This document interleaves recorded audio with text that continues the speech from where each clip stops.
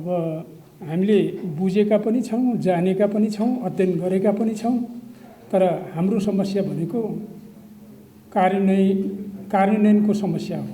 हाम्रो चुनौती भनेको कार्यान्वयनको चुनौती हो।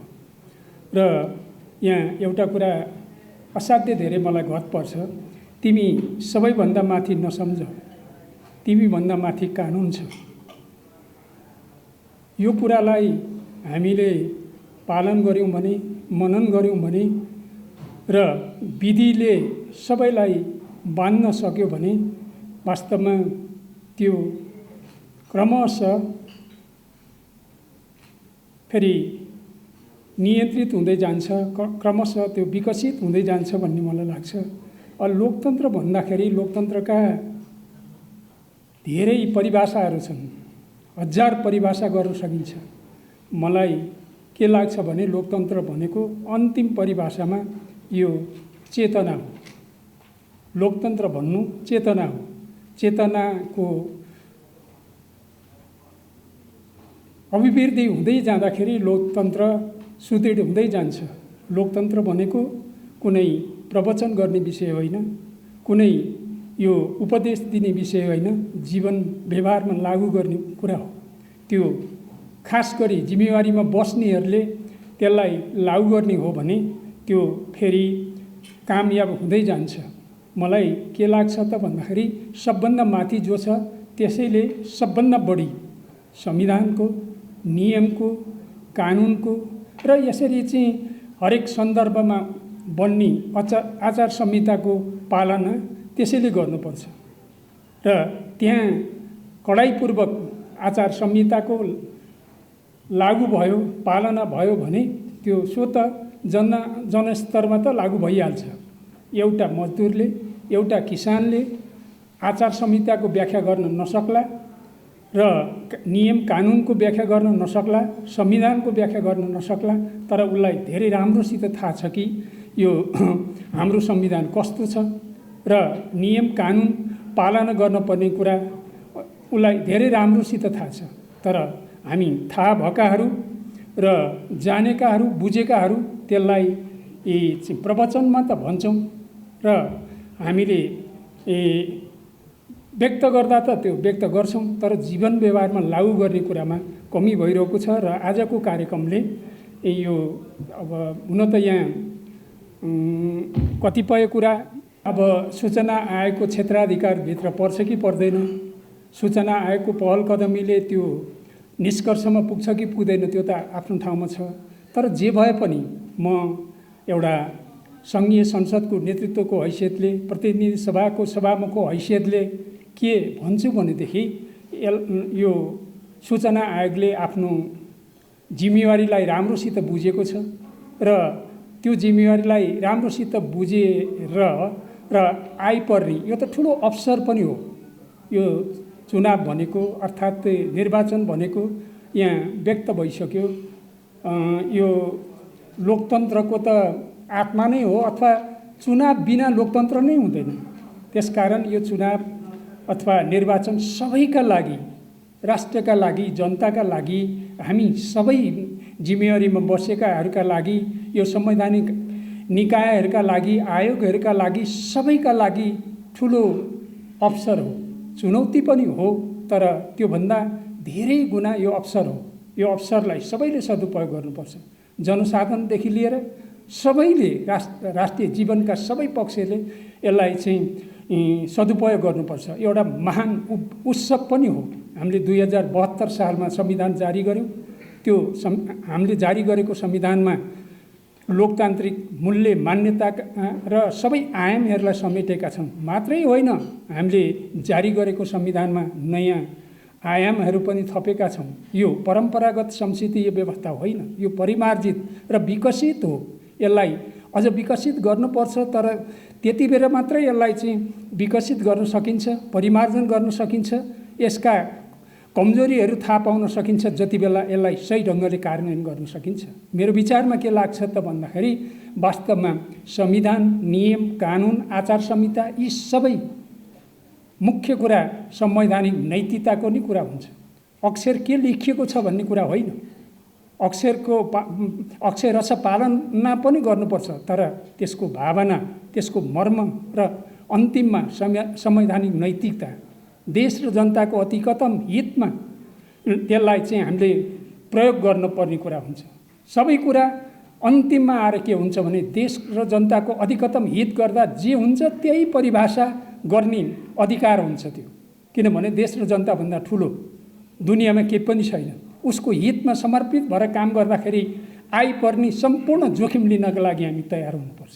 जोखिम लिनका लागि र समस्या समाधान गर्नका लागि खास इतिहासका खास मोडहरूमा चाहिँ अवसरहरू आउँछन्। त्यो अवसरलाई हामीले निष्ठाका साथ, इमानका साथ, अहिले मैले यो निष्ठा र इमानको शब्दावली प्रयोग गर्दै गर्दाखेरि यसमा ह्रास भएको छ।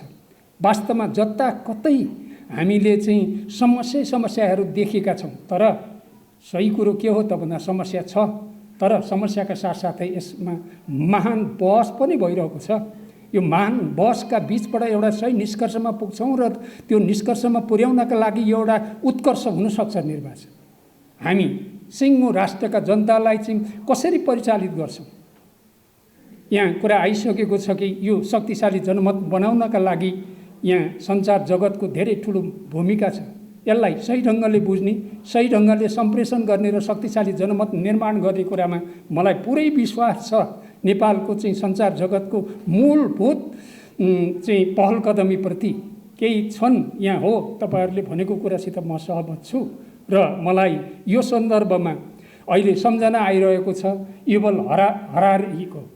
उहाँले के भन्नुहुन्छ भनेदेखि हामीले आणविक युद्धको बारेमा चर्चा गरिरहेका छौँ, हामीले जलवायु परिवर्तनको बारेमा चर्चा गरिरहेका छौँ, तर जति चर्चा बहस गर्नु पर्थ्यो यो दुनियाँमा प्रविधिको चाहिँ विकासले त्यस्तो क्रान्ति ल्याएको छ, त्यो सकारात्मक कुरा हो, राम्रो कुरा हो। आज यो संसार चाहिँ एउटा सानो गाउँमा परिणत भएको छ, तर त्यसले ल्याउने नकारात्मक पक्षबारे हामीले जति छलफल गर्नु पर्थ्यो, जति चुनौती खडा भएको छ, त्यो चुनौतीको बारेमा हामीले छलफल गरेका छैनौँ।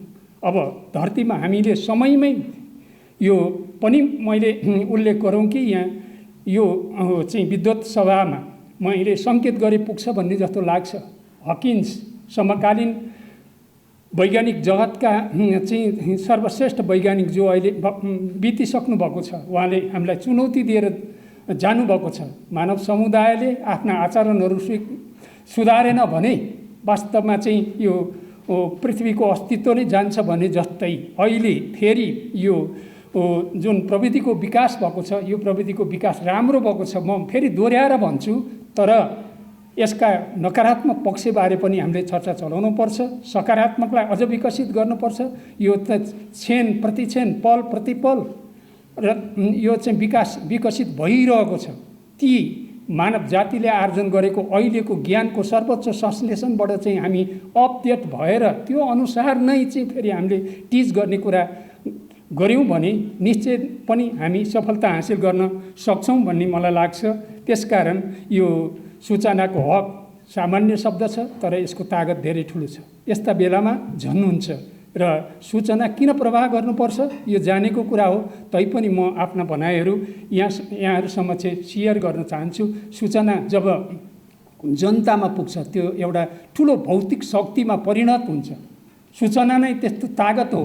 ज्ञान क्षमता सबै चाहिँ पैदा हुने कुरा र विवेक पैदा हुने कुरा, यी सबै कुरा चाहिँ सूचना प्राप्त भएपछि वेल इन्फर्मेसन वेल डिसिजन, एउटा व्यक्तिले के गर्नुपर्छ भनेर चाहिँ सोच्ने पनि चाहिँ उसले डिसिजन गर्ने कुरा हो। त्यसकारण सूचना प्रवाह गर्नका लागि मलाई लाग्छ यो आजको कार्यक्रमबाट अब यो सूचना आयोगलाई पनि धेरै ऊर्जा स्टामिना पैदा भएको छ जस्तो लाग्छ।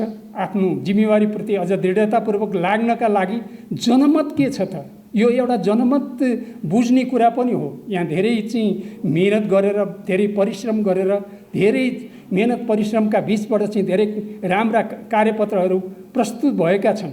ती कार्यपत्र हाम्रो सन्दर्भमा चाहिँ सबका सब कति लागू हुन्छन् त्यो कुरा छलफल गर्न सकिन्छ, तर त्यसले एउटा धेरै राम्रो ओरिएन्टेसन दिएको छ, धेरै राम्रो चाहिँ एउटा चाहिँ वातावरण बनाइदिएको छ।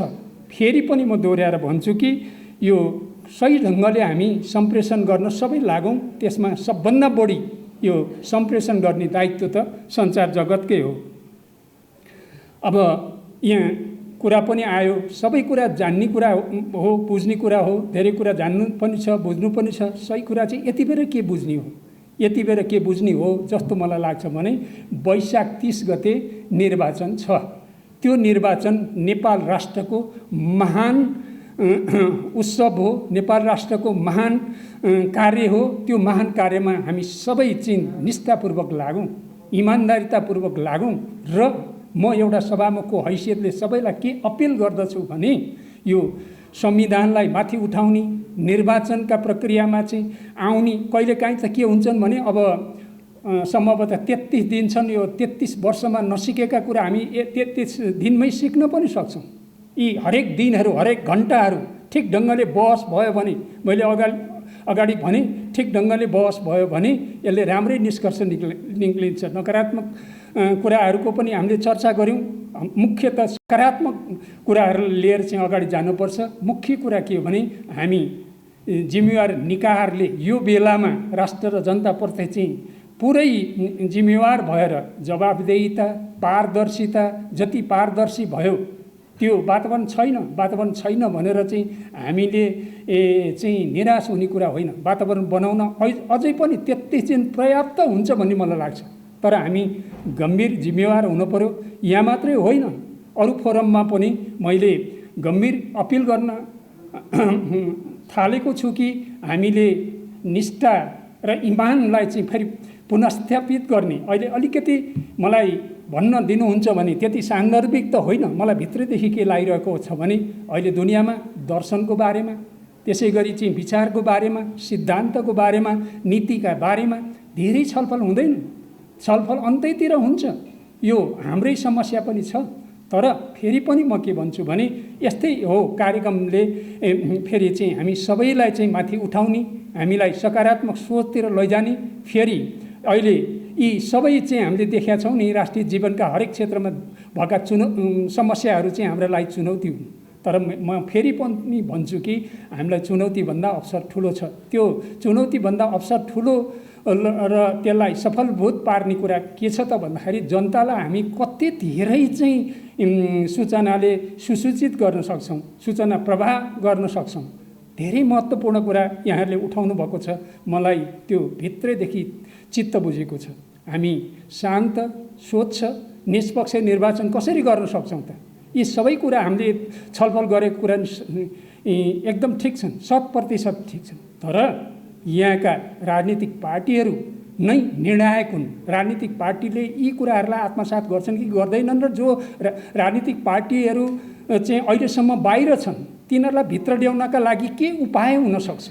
उनीहरूलाई चाहिँ यहाँ चाहिँ आकर्षित गर्नका लागि हामी संविधानका पक्षधरहरू, हामीले जारी गरेको संविधान भन्छौँ, हामी उत्कृष्ट संविधान भन्छौँ। त्यो उत्कृष्ट संविधानभित्र बाहिर रहेकाहरूलाई उहाँहरू कन्फ्युजनमा हुन सक्नुहुन्छ। वा अझ म त यो भन्छु, हामी जिम्मेवारीमा छौँ। हामी जिम्मेवारीमा भएको हुनाले हामीले के कमजोरी गरेका छौँ कि उहाँहरूलाई कन्भिन्स गर्न सकेका छैनौँ। हाम्रो कहाँनेरि कमजोरी भएको छ कि उहाँहरूले हामीले चाहिँ विश्वास दिलाउन सकेका छैनौँ। त्यसकारण म फेरि पनि यो चाहिँ धेरै महत्त्वपूर्ण उपस्थिति भएको र यहाँ विज्ञ विशेषज्ञहरू, राजनीतिक पार्टीका प्रभावशाली नेताहरू यहाँ आउनुभएको छ। सबैले हामीले प्रयत्न गरौँ र अलिकति समय त घर्क्यो जस्तो लाग्यो अहिले तपाईँहरूले कुरा गरेको सुन्दाखेरि। तर अझै पनि यसमा पहल गर्ने पनि राजनीतिक पार्टीले नै हो। यसमा पहल गर्ने पनि राष्ट्रका जिम्मेवारीमा बसेकाले नै हो। अझ खास गरी यो देशको चाहिँ सबै सर्वोपरि नेतृत्वको चाहिँ बागडोर लिएको कार्यपालिका, त्यसको चाहिँ प्रमुख सम्माननीय प्रधानमन्त्रीज्यूबाट सुरु हुनुपर्छ। र त्यसरी चाहिँ यी सबैलाई चाहिँ हामीले चाहिँ यो प्रभावमा चाहिँ सामेल गर्न सक्यौँ भने त्यो तलैसम्म चाहिँ प्रभावित हुन्छ। र मुख्य कुरा चाहिँ राजनीतिक पार्टी नै निर्णायक हुन्छ र राजनीतिक पार्टीले नै पारदर्शी र जिम्मेवारीपूर्वक जवाफदेहिता पूर्ण ढङ्गले अगाडि जानुपर्छ। त्यो कहिलेकाहीँ राजनीतिक पार्टीका आफ्ना चाहिँ स्वार्थहरू हुन्छन्, त्यो हुन्छन्, त्यस्ता स्वार्थहरू कतै देखा पर्न थाल्यो भने बडो बुद्धिमत्तापूर्वक विवेकपूर्ण ढङ्गले र धेरै उचाइका साथ चाहिँ हामीले चाहिँ उहाँहरूलाई पनि सहयोग गर्नुपर्छ। यो त अलिकति मिलेन कि, यो चाहिँ अलिकति भएन कि, यसो गर्दाखेरि चाहिँ हामीले यो महान अवसरबाट चाहिँ फाइदा लिन सक्छौँ। अर्थात् मेरो भन्नुको अर्थ के हो त भन्दाखेरि यो चाहिँ निर्वाचन चाहिँ सबैका लागि, अनि सरकारले पनि चाहिँ आफ्नो चाहिँ एउटा चाहिँ भूमिकालाई चाहिँ स्थापित गर्ने ठुलो मौका हो र हामी सबै चाहिँ भनौँ न संवैधानिक अङ्गका प्रमुखहरू, संवैधानिक आयोगका प्रमुखहरू, संवैधानिक निकायका प्रमुखहरू सबैका लागि चाहिँ यो महान अवसर हो। यो महान अवसरलाई हामीले चाहिँ त्यही महानताका साथ आत्मसात गरौँ र अगाडि बढौँ। र फेरि पनि म भन्छु, हामी सबै मिलेर अहिले आज भएका छलफलहरू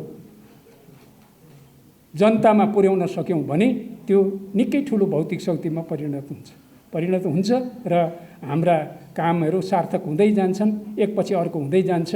हामीले चाहिँ अब मलाई के लाग्छ त भन्दाखेरि यस्ता जिम्मेवार निकायहरू, संवैधानिक अङ्गहरू सबै यी 33 दिन चाहिँ सधैँभरि always ready, always stand by, always alert हुनुपर्छ जस्तो लाग्छ। मेहनत र परिश्रम गरियो भने अनि अहिले नै सबै कुरा नसुध्रेला। एउटा पहिलो चुनाव गरेका छौँ हामीले, यो दोस्रो चुनावको अभ्यास गर्दैछौँ। यो दोस्रो चुनावमा केही न केही नयाँ मूल्य मान्यता स्थापित गर्न सकिएला, किनभने यो त परिष्कृत हुँदै जाने कुरा हो। एकपछि अर्को परिष्कृत हुँदै जाने हो। त्यसको परिष्कृत गर्नुको कुनै सीमा छैन। यति भयो भन्ने होइन। नयाँ खोज अनुसन्धान भइरहेको छ, त्यसको आधारमा यसलाई विकास गर्दै जाने हो। विकास गर्दै जाने कुरामा मलाई लाग्छ यो सूचना आयोग सचेत छ र उसले आफ्नो जिम्मेवारी राम्रोसित बुझेको छ र निर्भीकतापूर्वक आफ्नो जिम्मेवारी पुरा गरिरहनेछ भन्ने मलाई चाहिँ गहिरो विश्वास छ। त्यही विश्वास व्यक्त गर्दै र यहाँ जुन खालको स्तरीय छलफल भयो त्यो छलफल का लागि पनि धन्यवाद दिँदै यो आयोजना गर्नुभएकोमा, मलाई यति कुरा भन्ने अवसर जुटाइदिनु भएकोमा र मलाई प्रमुख अतिथिको रूपमा चाहिँ आमन्त्रण गरेर यो मौका दिनुभएकोमा सूचना आयोगका प्रमुख आयुक्त लगायत सबै सूचना आयोग परिवारलाई धन्यवाद दिन्छु। म अन्तिमसम्म बस्ने विचार गरेको थिएँ, किनभने यो धेरै महत्त्वपूर्ण विषय हो।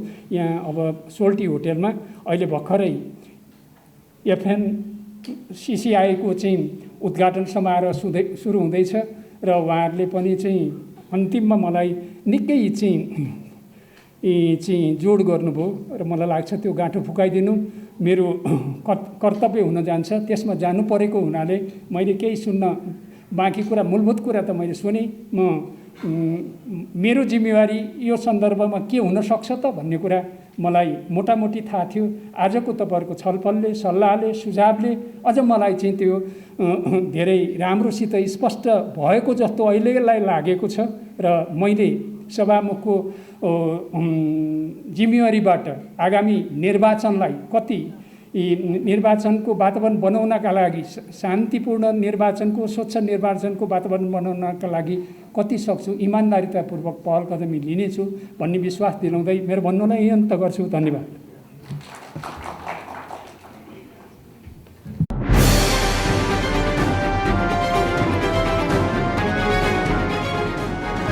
तपाईको सूचनाको साथी दैनिकी.com